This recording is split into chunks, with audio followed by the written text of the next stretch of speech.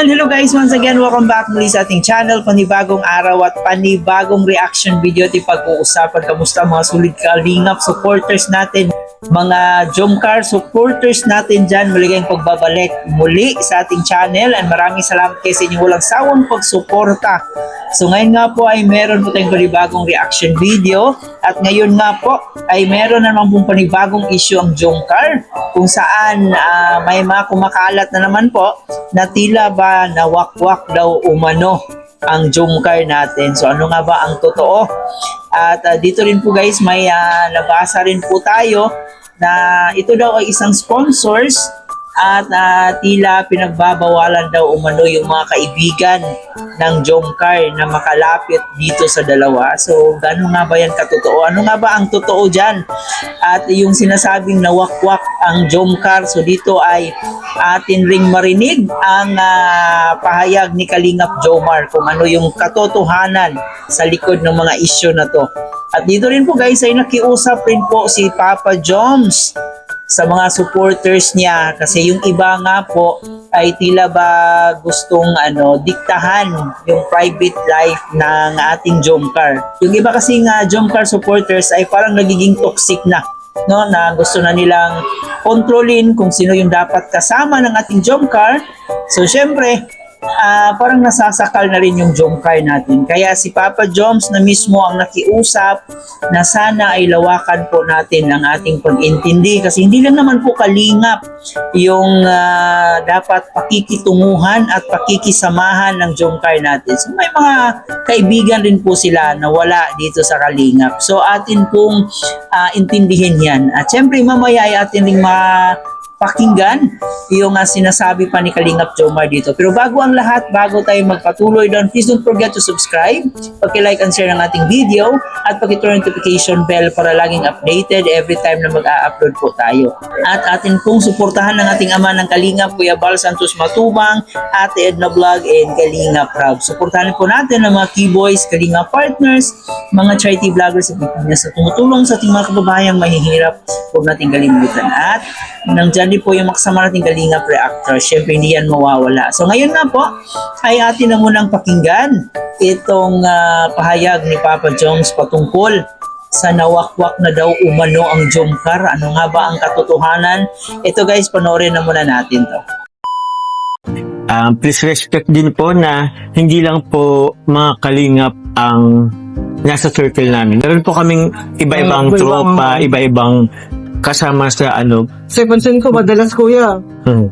Dahil sanay sila na kami yung kasama mo. Oo. Tapos nagkaroon ka ng kasama sa picture. Oo. Parang inaano nila yung Dito ibang circle or anong... Ang papansin ko, yung makasama niya sa picture. Pati yung buhay nun, nung kasama mo, inaano. Nalungkat, opo. Please do respect na lang din po yung privacy, personal space ko po. Personal space kanya ni Lolo or na iba po namin kasama. Hindi naman lahat ay pwedeng malaman nila Opo. sa'yo, di ba? Yan, opo. Tsaka, sana wag nang idamay po yung mga taong Yan, tama. Kasi nakakaya talaga. Nakahiya na ako nahiya sa kanila kasi nandamay sila kaya nga hindi sila nagbablog kasi ayaw din naman nilang yung personal life nila. So yun lang, sana maintindihan niyo po yun. Kaya ang ginagawa ni Kuya minsan, siya na mismo yung nag-a-adjust para sa inyo. Oo. Siya na hindi sumasama, siya na yung nagtatago ng mga Hindi na nagtatago pero hindi naman sabihin nagtatago, pinaprotektan din lang din. For example, yung pictures, gusto mo i-upload, di mo ma-upload, kasi pagsisimula ng misunderstanding, so, gano'n. Totoo yan. Pero ganun talaga kasi ang social media. Kaya, ganun lang ginagawa natin. So, hindi na naman. Okay. Kay Kuya Val, kay Kalingap para. Meron kasi bro, ngayon kasi meron na ako narinig na nawawakot daw kami, na nagpapadala daw kami sa mga sponsor. Maraming nakahaka, maraming comments about that. Oo. Yan. Unang-una po, hindi po kami nag sa mga supporter. Hindi po ako nag-uuna or thankful ako kasi merong mga tawag niyan. Kasi bro, di ko talaga lahat na hindi nga rin ako napag-reply masyado sa mga Sobrang dami ba naman? Sobrang dami ba naman? Sobrang dami ba naman? So, wala po akong maraming sponsor or ano pong nakakausap. Mahal yung iba po, pero kumbaga pinapadaan na lang po sa kanila tapos para sa akin parang ganun.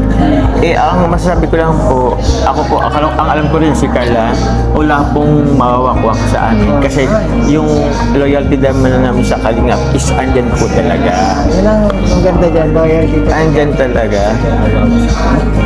Ano daw? Ay, kawawa sa akin. Ano daw? Iwan ko ba dyan? Mobile, Kalingap Parab, at the end ng vlog, wala pong mawawak sa amin. Walang mawawak. Ano po, assurance na Hindi yan. magpapawakwak. Hindi po. Kasi, kumbaga, yung supporters, thankful tayo sa mga supporters. Nakilala natin sila sa Kalingap, parang ganun. Kaya, yun.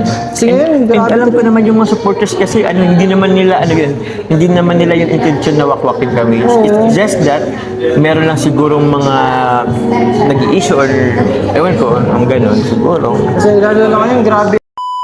So yun na nga po, no, narinig po natin ang pahayag ni Kalingap Jomar. Una, patungkol po daw sa mga taong nangingialam na sa mga private life nila, kung sino yung dapat makasama nila. So sabi ko pa nga ni Kalingap Lolo dito na parang si Papa Joms na yung nag-a-adjust dahil yun na nga, ayaw din niyang mabash yung mga kasama nila, yung mga kaibigan nila. Kaya sinabi ni Kalingap Lolo dito na si Papa Joms na yung nag-a-adjust, no? Siya na yung kumbaga kung meron silang gatherings kasama yung mga kaibigan niya na labas sa Kalingap. So, hindi na pinupost ni Papa Joms yung mga picture, yung mga video kasi ayaw niyang masali or mabash pa itong mga kaibigan niya kasi hahalangkatin na naman ng mga bashers yung private life nitong mga nakasama sa pictures or sa video. So, naaawa siya at siya na rin ang nahihiya sa mga pinanggagawa ng ibang toxic Jomcar supporters. So, syempre, bilang isang kaibigan, ay pinoprotektahan rin po niya yung private life ng kanyang mga kaibigan. No?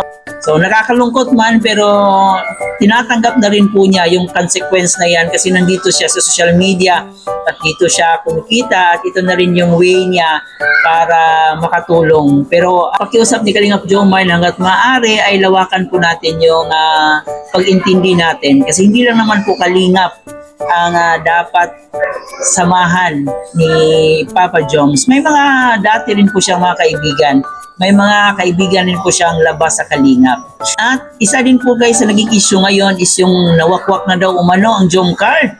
So yun na nga po, no, wala pong nawakwak. Sabi po yan ni Papa Joms. Talagang pinatunayan ni Papa Joms yung loyalty niya dito sa Kalingap. At alam na alam niya kung sino ang dapat samahan niya. Alam na alam niya kung sino yung mga taong tumulong sa kanila ni Carla Bells. Kaya dito sinabi niya mismo kay Kuya Bal, kay Kalinga Prab, kay Ate Edna na wala pong Jomcar na nawakwak. At syempre bilang pagrespeto na rin sa mga sponsors, so siguro dapat rin niyang pakikitunguhan yon yung mga sponsors. Pero yung pag sinabing winakwak, ibang usapan na daw po yun. So at least malinaw po yun na sinabi ni Kalingap Jomar na hindi po sila nawakwak. At saka yung pakikitungo niya sa sponsor is natural lang po yun. Siyempre kung tutusin, malaki rin yung utang na loob ni Jomcar dito sa mga sponsors. Kaya bigyan rin natin ng kunting respeto, no? Kunting atensyon. So, kung kinakailangan, di ba? So, ganun lang naman yon. Pero alam natin na palaging nasa isip at puso ng ating Jomcar yung loyalty nila dito sa Kalingap. Hindi po mangyayari na mawakwak po yung Jomcar kasi alam na po natin yan at kitang-kita po natin yan kung gaano kalaki yung respeto ng ating Jomcar dito sa Kalingap. So kayo ba guys, naniniwala ba kayong mawakwak ay yung Jomcar natin? Kasi para sa akin, malabo pa sa sabaw ng puset na mawakwak yung Jomcar natin kasi kitang-kita po natin yung pagmamahal dito sa Kalingap. So yan lang muna guys ang ating reaction. Huwag kalimutan mag-comment dyan sa ating comment section, paki-like and share ng ating video at paki-subscribe na rin po ang ating channel. Maraming salamat sa iyong oras at panahon. Ito po yung host na si Chloe TV. Thank you for watching.